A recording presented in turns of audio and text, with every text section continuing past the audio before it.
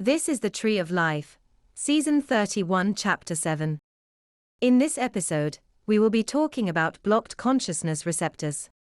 In the last episode, we talked about how sometimes attention becomes trapped on paths which do not lead to affirmation.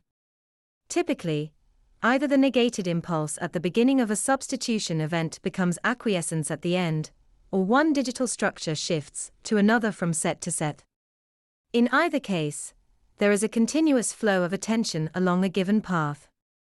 In the absence of either case, such as when the substitution event is terminated by reversion to the original digital structure by compulsion, or where a parallel narrative structure causes substitution of the incoming consciousness for itself, the result is a blockage of the flow of a consciousness receptor.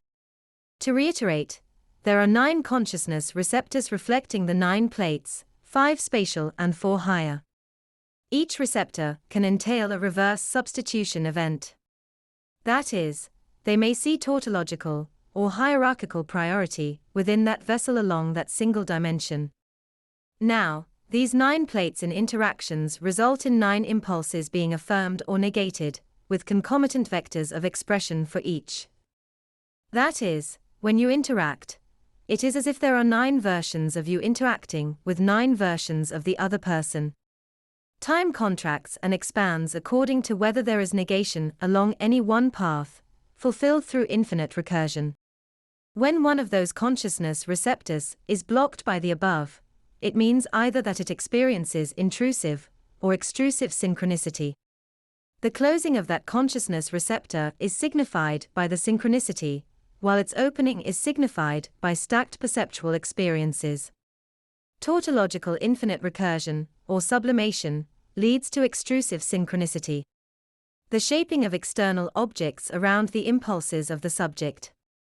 In intrusive synchronicity, these intrusive impulses play the role of the suppositional thoughts in the dialectical degeneration corresponding to any hierarchical or tautological recursion. That is, the intrusive thoughts close the consciousness receptor by preventing the transition from negation to affirmation in any impulse subject to initial negation. Thus, it must be said that the loss of continuous attention represented by the failure to flip phase from negation to affirmation at the conclusion of reverse substitution entails the closure of the vessel to a given class of consciousnesses.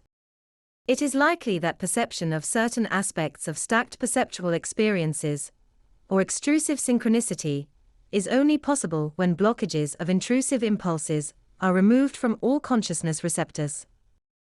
That's the end of the podcast for today.